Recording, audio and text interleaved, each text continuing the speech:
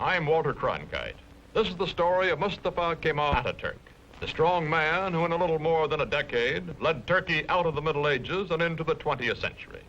The story, The Incredible Turk, as the Prudential Insurance Company of America presents the 20th century.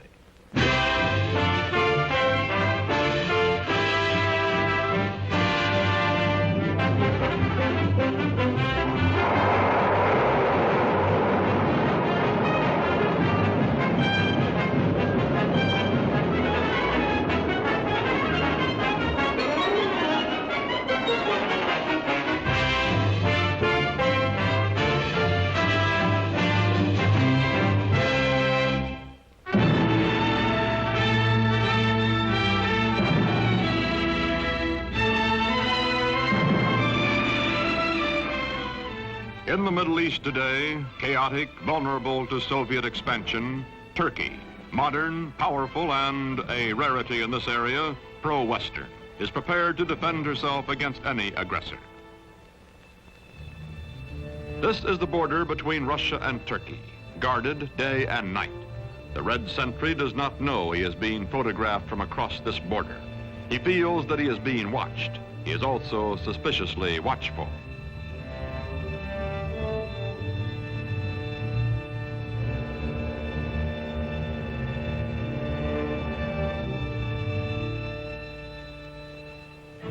Today, Turkish cavalry defends the broken, desolate terrain at the edge of Asia Minor. These cavalry squadrons are part of the strongest fighting force in the Middle East, the Army of Turkey, a democratic-minded member of NATO, military partner of the United States.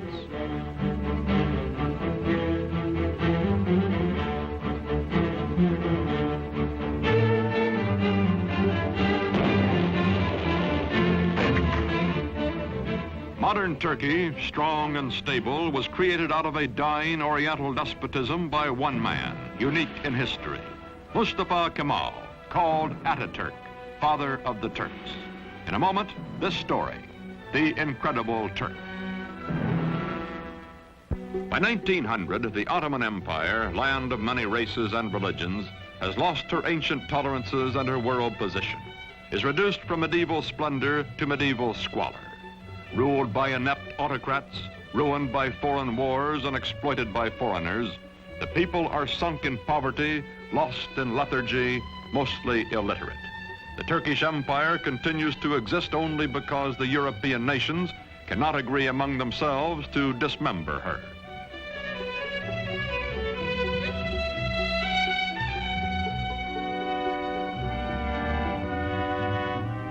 Before World War I, Germany has plans to embrace Turkey as an ally, then to subjugate her as a satellite.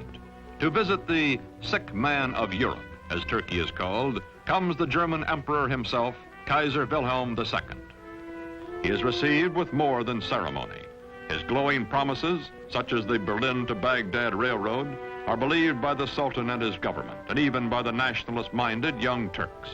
When war comes, Turkey will waver between her old friend Britain, allied with her hereditary enemy Russia, and her new friend Germany. On October 29, 1914, Turkey takes into war, on the Kaiser's side, her obsolescent army.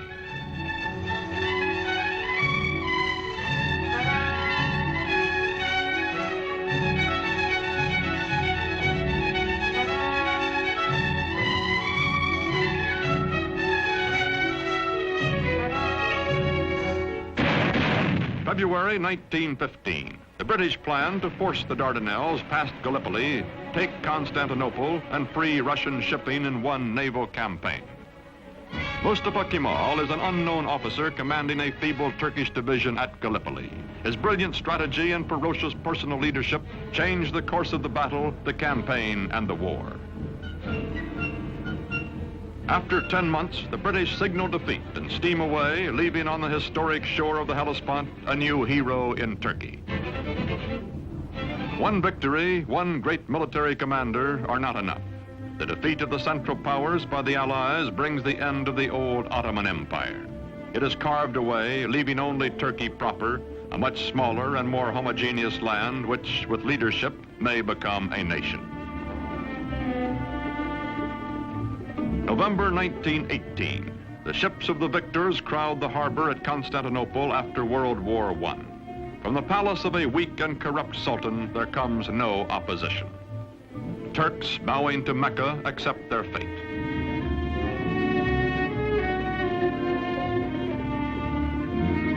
From France and from Great Britain, occupation troops disembark to take over the ancient capital.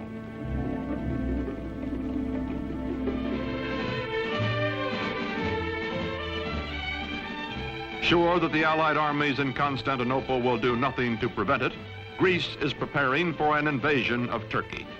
On May 15, 1919, the Greeks land their troops.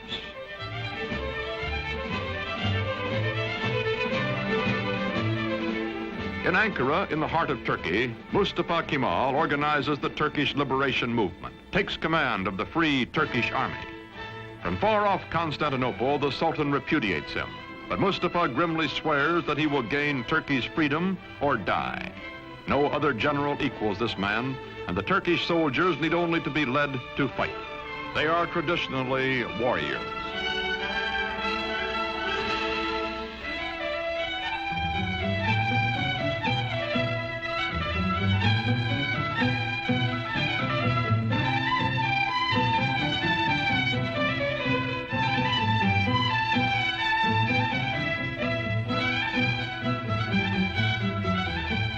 Quickly, Mustafa Kemal gathers the forces of an occupied Turkey under his almost unchallenged domination. His hastily recruited bodyguards stand ready to defend him with their lives. Mustafa Kemal pits his cold, inexhaustible toughness, his unyielding determination, his knowledge that the people are with him, against the continued fanatic opposition of the Sultan's government. Ammunition must be made by hand, by old men and hungry workmen, boys and children. Mustafa Kemal's Turkey is going into battle with the Greeks.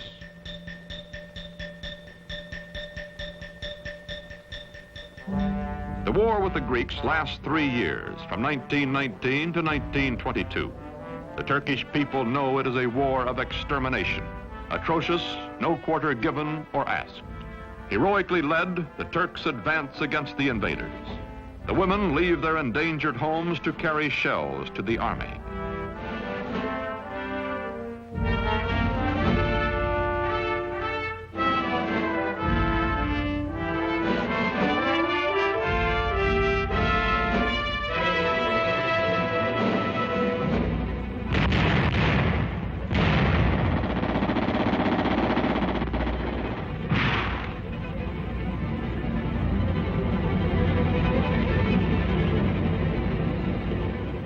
September 1922, the Greeks are driven back to the Aegean Sea. Offshore, Allied rescue ships stand by.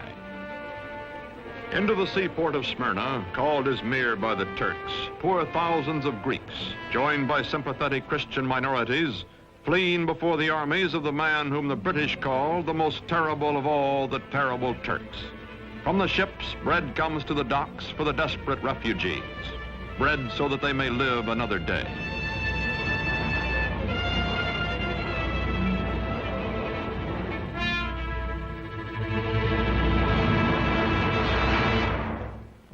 September 9th, 1922. The Turks enter Smyrna, last stronghold of the invaders. They take vengeance against the Greeks for whole Turkish villages wiped out, for their kinsmen massacred. The burning of Smyrna, the final atrocity that both the Greeks and the Turks disavow, ends a war that has become an unendurable nightmare for both sides. Its polyglot population takes to the sea as the flames destroy the great Homeric city.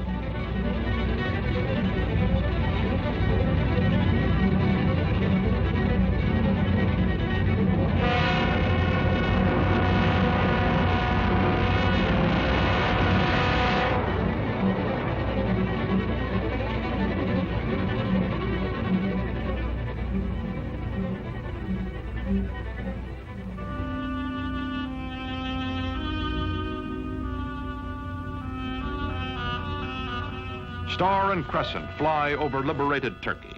Mustafa Kemal Pasha, married to a woman of Smyrna who personifies his ideal of Western freedom for all Turkish women, is chief of state and supreme commander of the army. With the winning of the war, he removes his uniform, never to wear it again.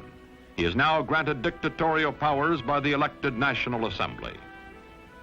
In Constantinople, to be officially renamed Istanbul, the foreign occupation troops are evacuated. In the fall of 1922, Sultan Mohammed VI, whose family has reigned for 7 centuries, fears for his life and goes into exile as crowds cheer his going. Mustafa Kemal's victorious army enters Istanbul.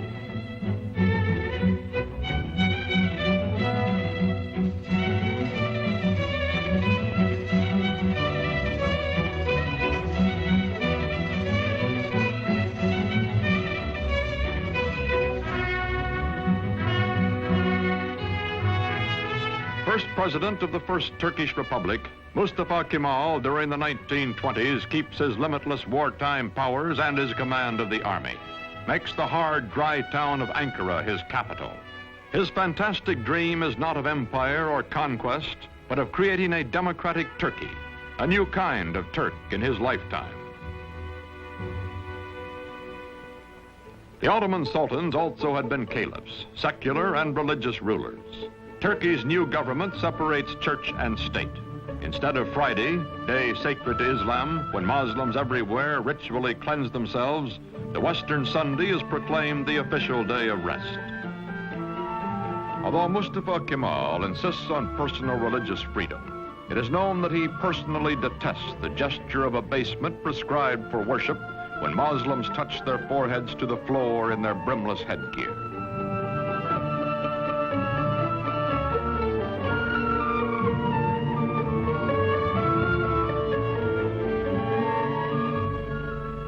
To Kemal, this headgear, the fez, symbolizes Turkey's Oriental fatalism and ignorance.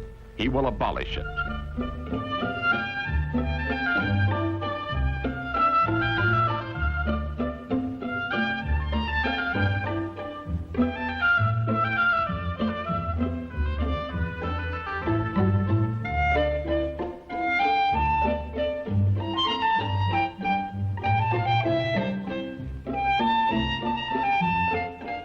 Wearing the fez becomes an act of treason.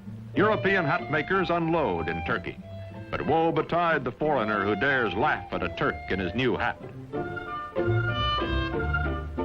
More than 90% of Turkey's 13 millions are illiterate. Mustafa, who earned in school his second name, Kemal, meaning excellent, himself takes charge of replacing the difficult, obsolete Arabic script. A new Latin alphabet, a revised and standardized Turkish language are prepared by experts bullied into haste by Kemal.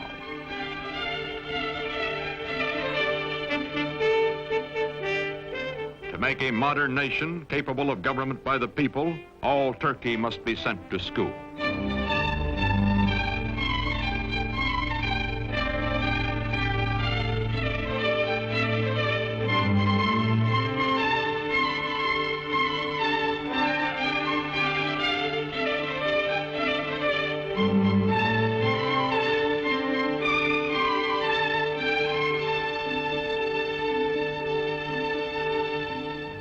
Islamic traditions are shattered. A man's image, Mustafa Kemal's, is displayed in public. He also orders all Turks to adopt Western-style family names and is himself christened Atatürk, meaning father of the Turks. The faces of Turkish girls and women are hidden, and they live in virtual slavery until Atatürk unveils them by decree. Now divorced from his wife, he takes pleasure in the company of emancipated women and insists that all Turkish women adopt Western clothes, gives them equal rights under the law after abolishing polygamy, and opens to women all the trades and all the professions.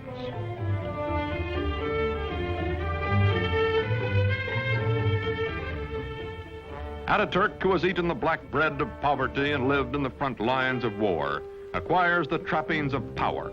His proud, fiercely disciplined bearing, which annoyed his superior officers years before, does not change now that he acknowledges no superiors. The men around him treat him as emperors and primitive chieftains, and modern dictators are treated. Flatter and yes him, seek the smallest of privileges, such as lighting his cigarette.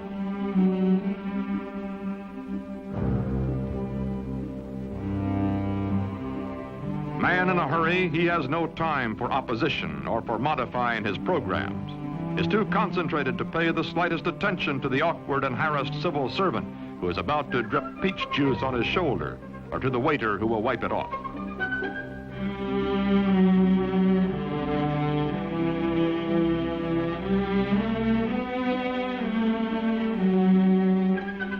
Although gossip is rife of his spare time affairs with women, of private drunken orgies by which Ataturk relieves long periods of relentless labor, this monarch in mufti never loses his public dignity, even at play. He is adored, also respected, also hated and feared and ruthless in dealing with those who oppose him. Now he goes into the countryside, to remote villages, to archaic farms, to rouse the lethargic and primitive peasants. His credo, Turk, be proud, work, be confident.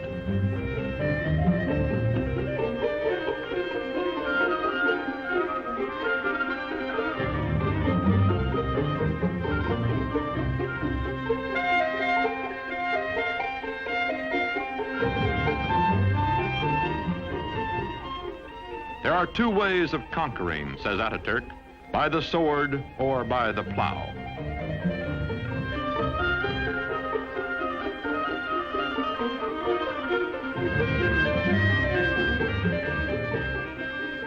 To show his phlegmatic peasants what he wants, he buys land, demonstrates the advantages of tractors.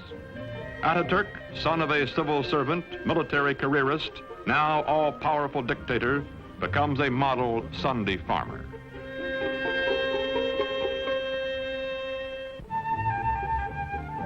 The world is anxious to restore good diplomatic relations with Turkey. From the United States comes Ambassador Joseph Clark Grew. For this revolution and high accomplishment, one man is primarily responsible. The name of Gazi Mustafa Kemal will forever be associated with the development, founding of the new modern Turkish state, and will forever be inscribed indelibly upon the rolls of history.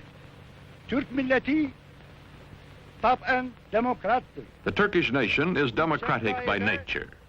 Zaten çok yükselmiş bulunan Amerika milletinin Türk milleti. I have no doubt that the American nation, which has gone so far in this ideal, is Turkey's friend in her aims.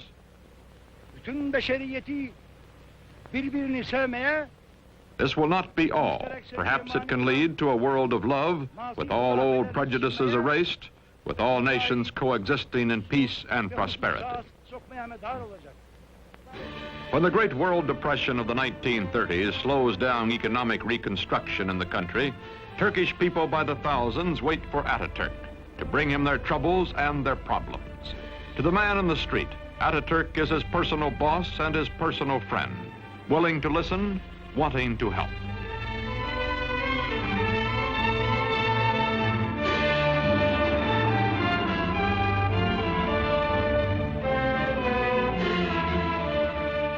All over the country, Ataturk preaches the ways of the West, scolds and harries workmen to carry out his forcible plan for industrializing the Turkish Republic.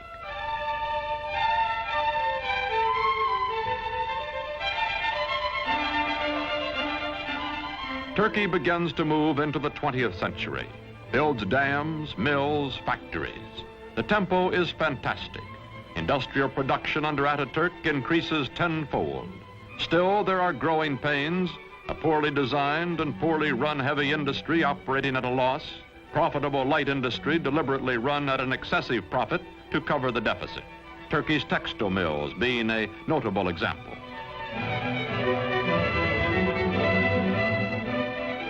The European nations compete briskly for Turkish trade, for her surpluses, her chrome, and her tobacco, in exchange for the manufactured goods, machinery, and arms she imports. Turkey's foreign relations are excellent, but war is in the offing. Ataturk hopes Turkey can remain neutral, as indeed she will do during most of World War II. But meantime, he must mend his defenses and re-equip his neglected army, a bayonet army from an earlier era of belligerence.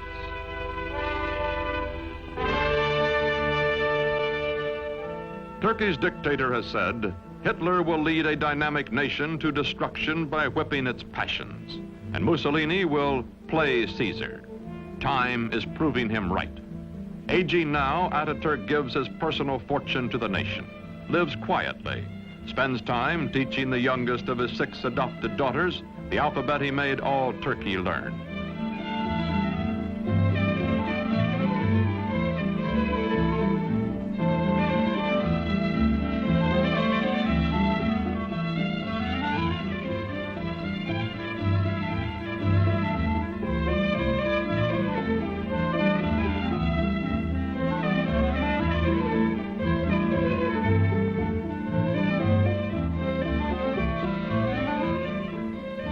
Watching his young nation, Father Ataturk believes in her democratic future and has preserved for her under his autocratic rule the Republican Constitution and the secret ballot which will elect his successors. His severest Western critic grudgingly admits, Ataturk is dictator so that Turkey may never again have a dictator. The Shah of Iran is among the neighboring rulers who come to admire Ataturk's prospering, progressive nation. The Emir of Transjordan comes. The Arab world is impressed by Turkey, but later when nationalism develops throughout Islam, none of its leaders will have Ataturk's genius or his convictions.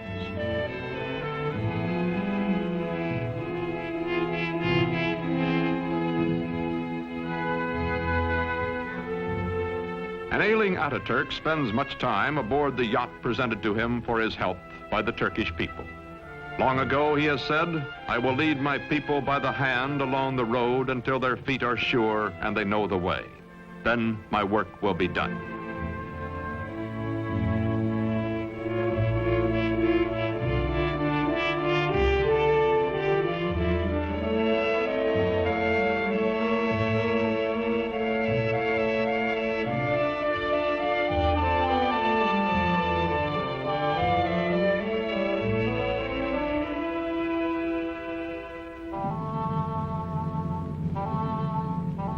On November 10th, 1938, Ataturk dies at the age of 58. 13 years of his life he spent in active warfare fighting for Turkey. For 15 years, until his death, he was our first president and absolute ruler. His last command is that his successor be one who will follow his course. Ismet İnönü is that man.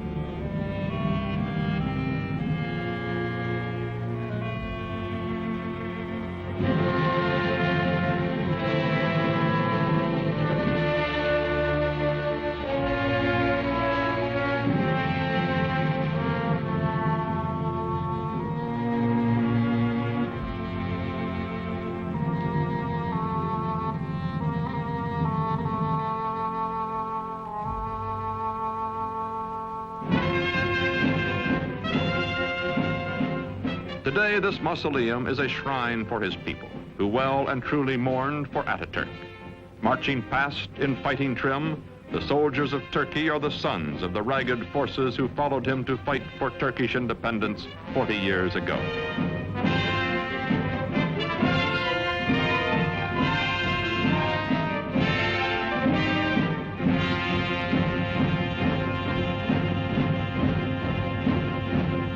Modern Turkey is a vigorous ally of the West. She welcomes not only foreign products, but the foreign bases and men on her soil to help defend her way of life and her NATO alliance. Not all of her problems have been solved, however. Her economy is heavily bolstered by, some say virtually dependent on, Western aid. Her democracy is still far from perfect, and historians still argue about Ataturk, the man who in less than 2 decades made Turkey over. His methods, his tyrannies, his personal habits. Yet none denies the staggering achievements of the Incredible Turk.